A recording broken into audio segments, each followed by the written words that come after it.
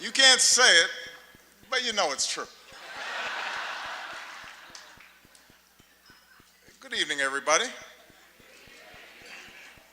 It is an honor to be here at my last, and perhaps the last, White House Correspondents' Day.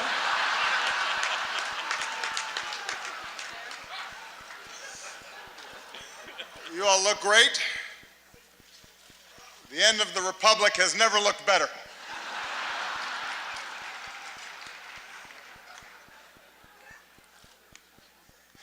I do apologize. I know I was a little late tonight. I was running on CPT.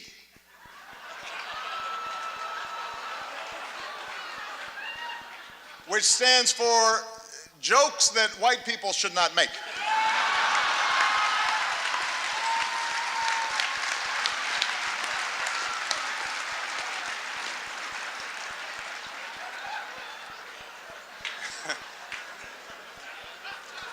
It's a tip for you, Jeff.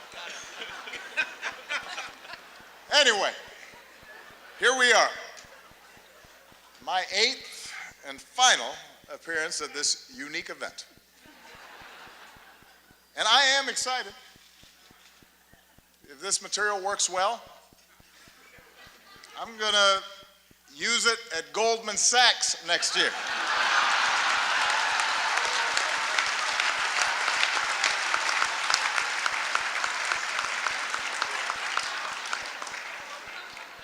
Earn me some serious Tubmans. That's right. That's right.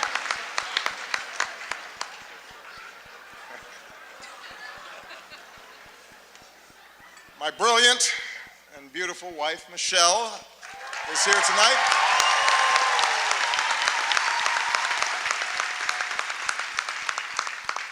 She looks so happy to be here. That's called practice. It's like learning to do 3-minute planks. She makes it look easy now, but next year at this time, someone else will be standing here in this very spot, and it's anyone's guess who she will be. But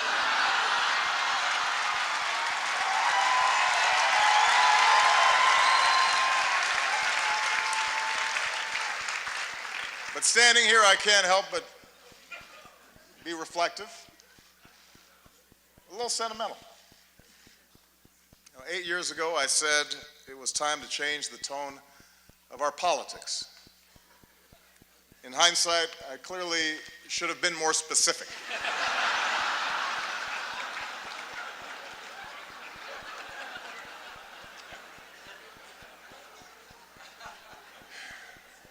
Eight years ago, I was a young man, full of idealism and vigor. And look at me now. I am gray, grizzled, just counting down the days till my death panel.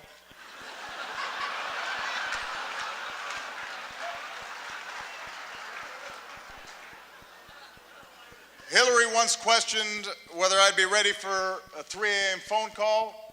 Now I'm awake anyway because I got to go to the bathroom. I'm up.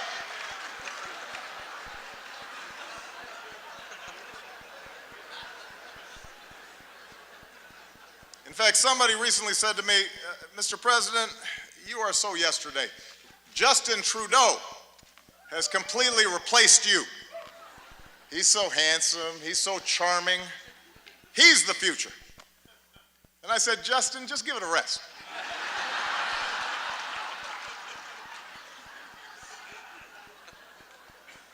I resented that. Meanwhile, Michelle has not aged a day.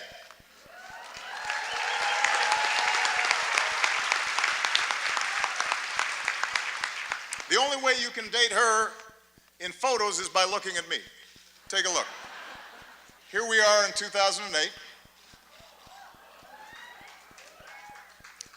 Here we are a few years later. And this one is from 2 weeks ago.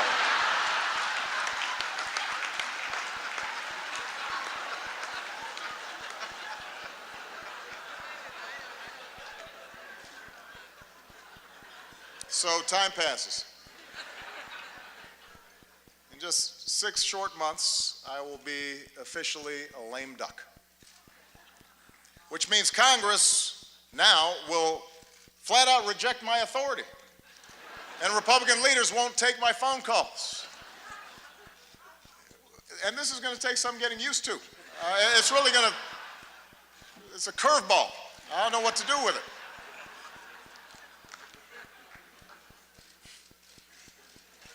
Of course, in fact, 4 months now, congressional Republicans have been saying there are things I cannot do in my final year. Unfortunately, this dinner was not one of them. But on everything else, it's another story. And you know who you are, Republicans. In fact, I think we've got Republican Senators Tim Scott and Cory Gardner. They're in the House, which reminds me, security, bar the doors. Judge Merrick Garland, come on out. We're going to do this right here, right now.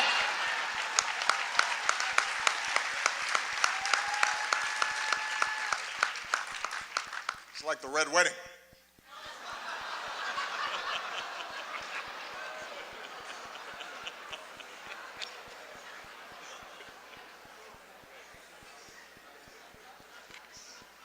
But it's not just Congress.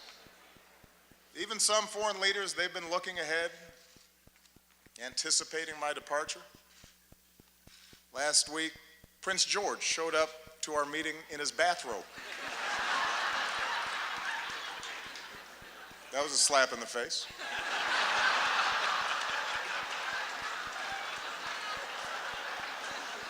A clear breach of protocol.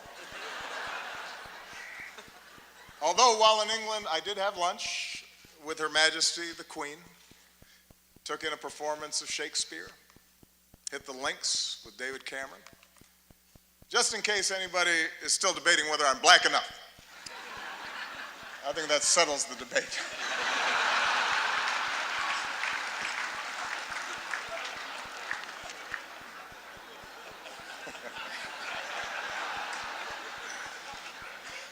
I won't lie. Look, this is a tough transition. It's hard. Key staff are now starting to leave the White House. Even reporters have left me. Savannah Guthrie, she's left the White House press corps to host the Today Show. Norah O'Donnell left the briefing room to host CBS This Morning. Jake Tapper left journalism to join CNN.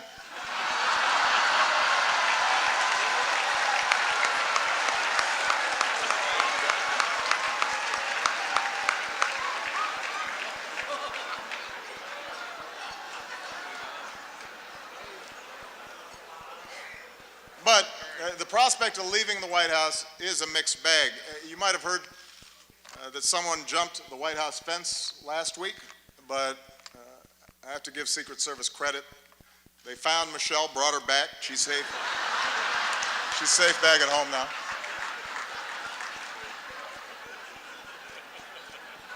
It's only 9 more months, baby. Settle down.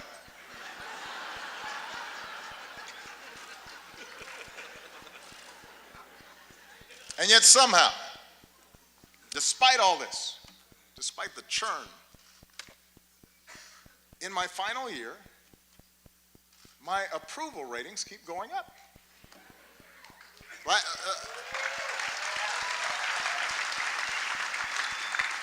The last time I was this high, I was trying to decide on my major.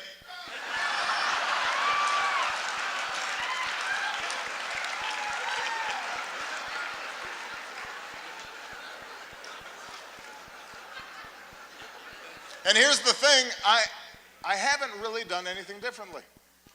So it's odd. Even my aides can't explain the rising poll numbers. What has changed? Nobody can figure it out.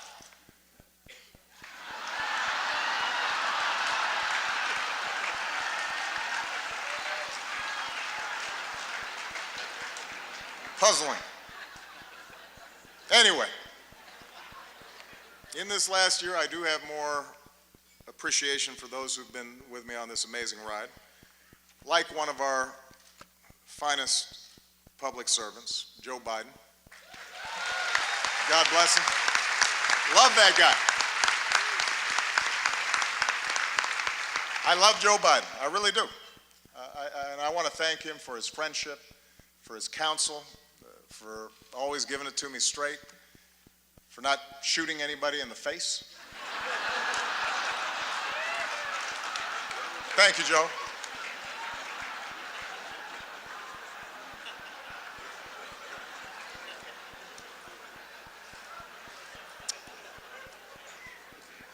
Also, I would be remiss, let's give it up for our host, Larry Wilmore.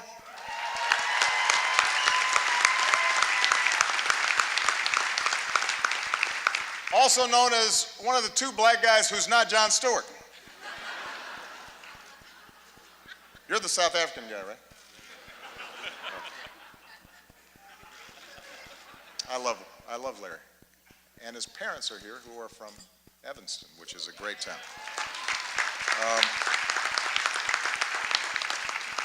I also would like to acknowledge some of the award-winning reporters that we have with us here tonight. Rachel McAdams, Mark Ruffalo, Leah Schreiber. Thank you all for everything that you've done. I'm just joking. As you know, Spotlight is a film, a movie, about investigative journalists with the resources and the autonomy to chase down the truth and hold the powerful accountable. Best fantasy film since Star Wars. Look, that was maybe a cheap shot. I understand the news business is tough these days. It keeps changing all the time. Every year at this dinner, somebody makes a joke about BuzzFeed, for example, changing the media landscape. And every year the Washington Post laughs a little bit less hard.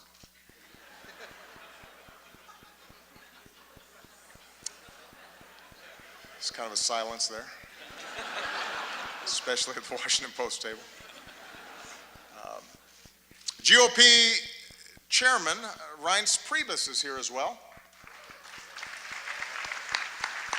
Glad to see that you feel that you've earned a night off. Congratulations on all your success. The Republican Party, the nomination process, it's all going great. Keep it up.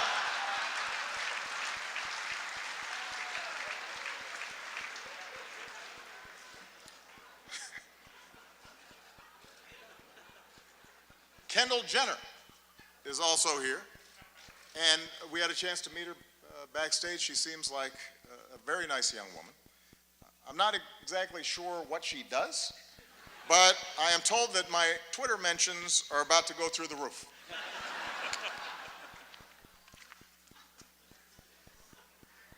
Helen Mirren is here tonight.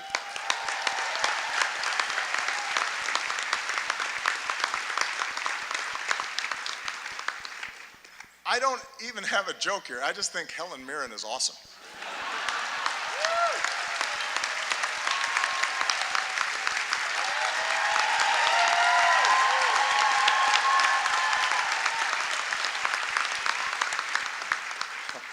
She's awesome.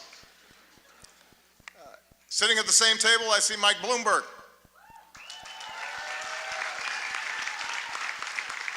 Mike, a combative, controversial New York billionaire, is leading the GOP primary, and it is not you. That has to sting a little bit.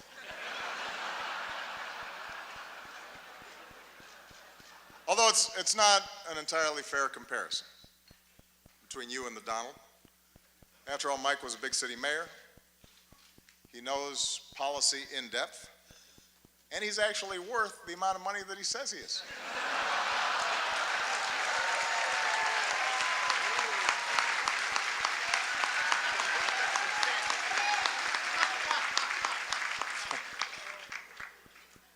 What an election season.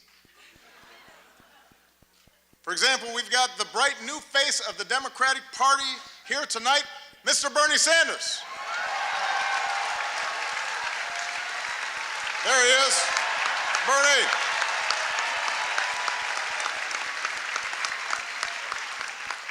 Bernie, you look like $1,000,000. Or to put it in terms you'll understand, you look like 37,000 donations of $27 each.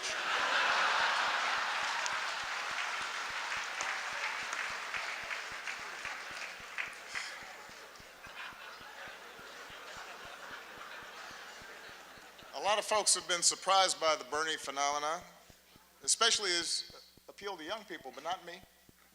I get it. Just recently, a young person came up to me and said she was sick of politicians standing in the way of her dreams. As if we were actually going to let Malia go to Burning Man this year. Was not going to happen. Bernie might have let her go, not us.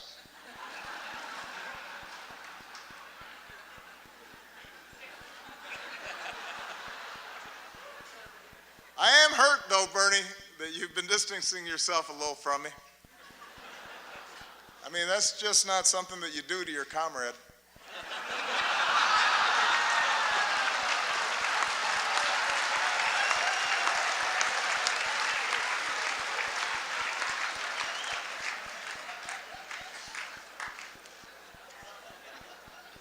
Bernie's slogan has helped his campaign catch fire among young people.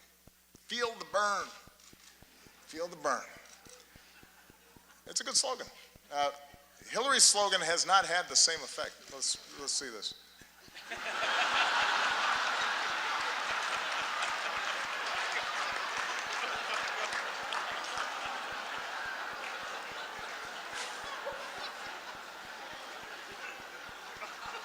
Look, I've said how much I admire Hillary's toughness, her smarts, her policy chops, her experience. You've got to admit it, though. Hillary trying to appeal to young voters is a little bit like your relative who just signed up for Facebook. Dear America, did you get my poke? Is it appearing on your wall? I'm not sure I'm using this right. Love, Aunt Hillary.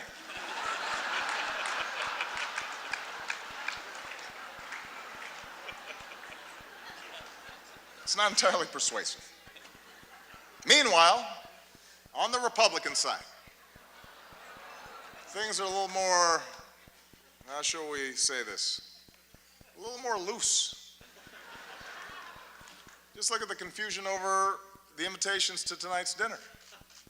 Guests were asked to check whether they wanted steak or fish, but instead, a whole bunch of you wrote in Paul Ryan.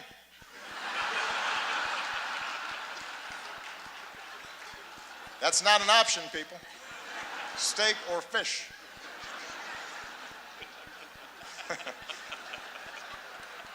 You may not like steak or fish, but that's your choice.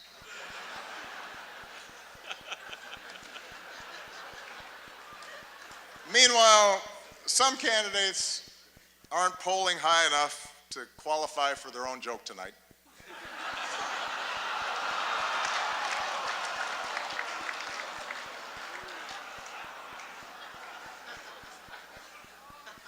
The rules were well established ahead of time. And then there's Ted Cruz. Ted had a tough week. He went to Indiana, Hoosier country, stood on a basketball court and called the hoop a basketball ring.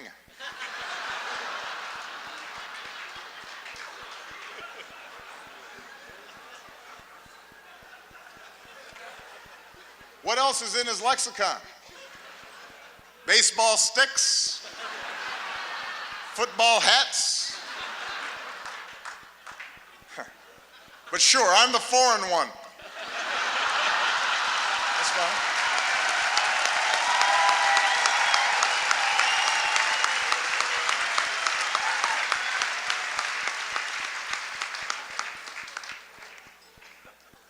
Well, let me conclude tonight on a more serious note. I want to thank the Washington Press Corps. I want to thank Carol for all that you do.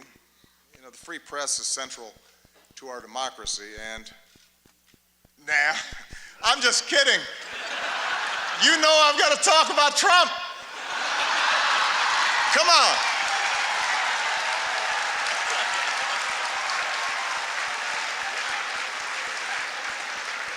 weren't just gonna stop there. Come on.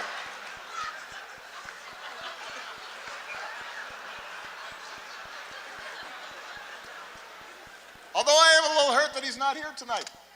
We had so much fun the last time. And it is surprising. You got a room full of reporters, celebrities, cameras, and he says no. Is this dinner too tacky for the Donald? What could he possibly be doing instead? Is he at home eating a Trump steak? Tweeting out insults to Angela Merkel? What's he doing?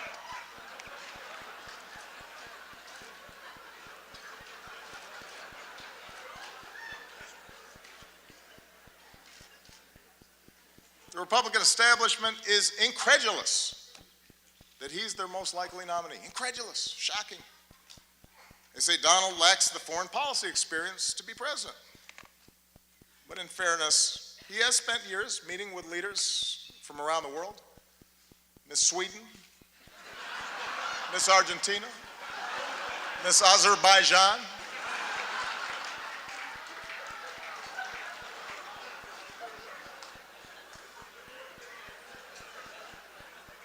And there's one area where Donald's experience could be invaluable, and that's closing Guantanamo.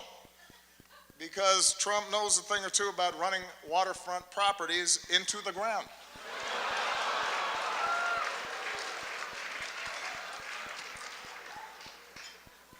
All right, that's probably enough. I mean, I've got more material.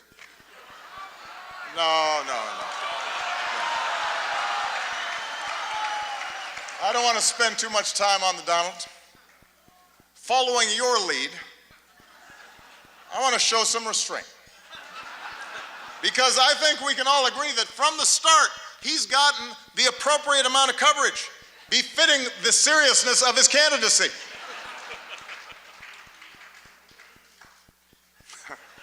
I hope you all are proud of yourselves. The guy wanted to give his hotel business a boost, and now we're praying that Cleveland makes it through July.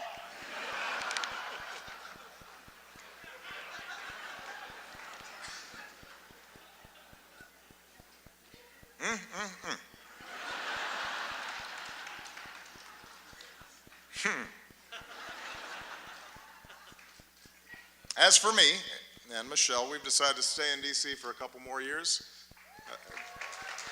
Thank you. This way our youngest daughter can finish up high school.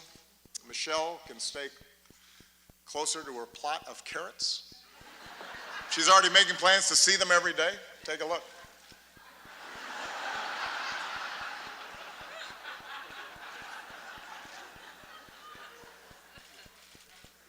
But our decision has actually presented a bit of a dilemma because traditionally presidents don't stick around after they're done.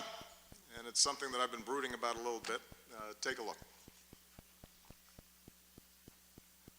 The Obamas are staying in D.C. for 2 years after the president leaves office. He's about to go from commander-in-chief to couch commander. You, Chuck Todd. What am I going to do in D.C. for 2 years? You got a real dilemma, Mr. President. I can't go every day, can I? Which you like better, these or these? Joe, they're the same. They capture different moods. Joe, I need some focus here. Comes in there during aviator time, thinks everything. I'm sorry, what's that? I said, Mr. President, you had to be practical. And look, you can drive again. You're going to need a license. You love sports. Why don't you volunteer to work for one of the teams around here? Is this the Washington Wizards? I understand you're looking for some coaching help. Let's just say I coached my daughter's team a few times. Hello? Hello?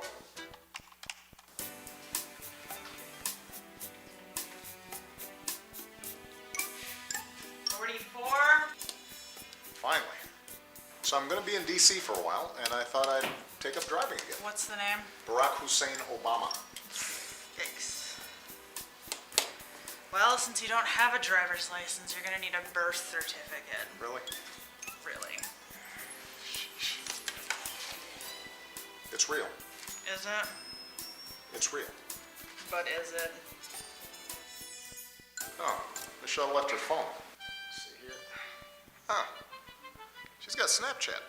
Obamacare is great, and it's really working. Sign up now.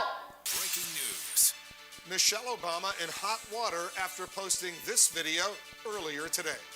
Obamacare is great, and it's really working. Sign up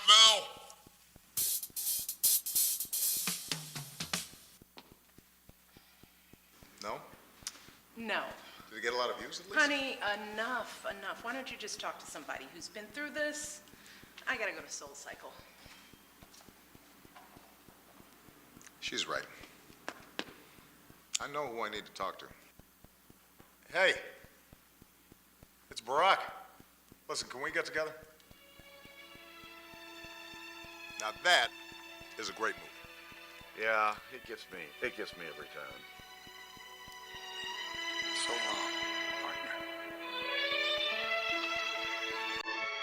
So, you got any advice for me? So now you want my advice? First, stop sending me all these LinkedIn requests. And second, here's the beauty of this whole thing. You've got all the time in the world to figure this out. You can just be you for a while. If you know how to do that again. So I can just be me. And I can wear my mom jeans in peace. I hate these tight jeans. Good. Yesterday, I had a beer at 11:30 in the morning. And you know, McDonald's now serves breakfast all day long. You know, Michelle's going to be at spin class, so she'll never know. Right. Let it go. You know, it won't be long. You'll be able to walk right out of the Oval Office singing zippity-doo-dah, zippity-yay. And you got plenty of time to work on your tan. And you know what? I finally got the grand bargain on a sweet Chevy Tahoe. Look here. Look here. Yeah. You want one? Breaking news, former President Barack Obama on his 347th round of golf for the year, and it's totally great. And Gloria, not a problem for anybody. I can't think of a reason to care, Wolf, and believe me, I've tried. There you go.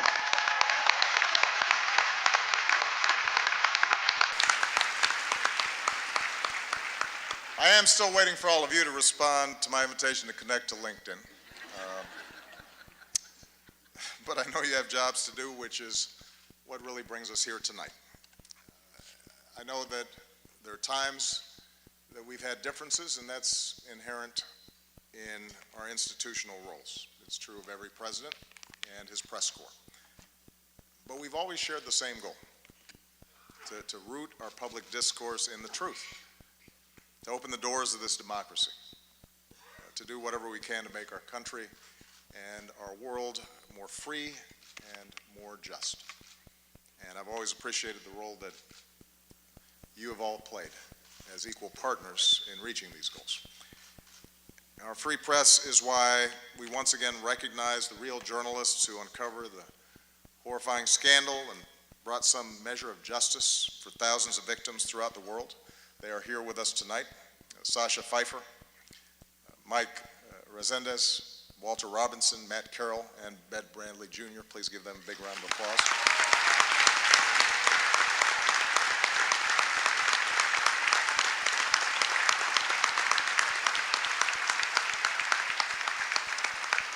Our free press is why, once again, we honor Jason Rezaian.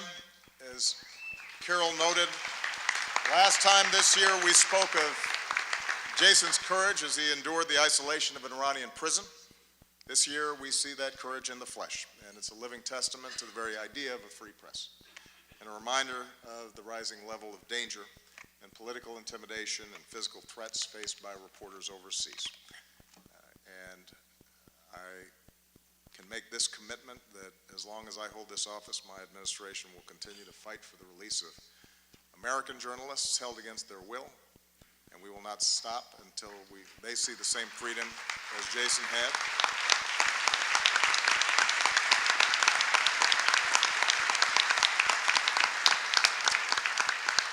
At home and abroad, journalists, like all of you, engage in the dogged pursuit of informing citizens and holding leaders accountable and making our government of the people possible.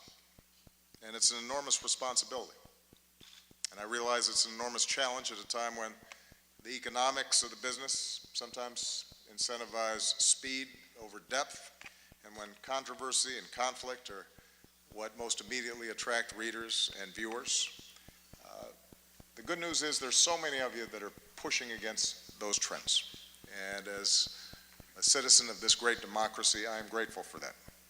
For this is also a time around the world when some of the fundamental ideals of liberal democracies are under attack, and when notions of objectivity and of a free press and of facts and of evidence are trying to be undermined, or in some cases ignored entirely. And in such a climate, it's not enough just to give people a megaphone. And that's why your power and your responsibility to dig and to question and to counter distortions and untruths is more important than ever.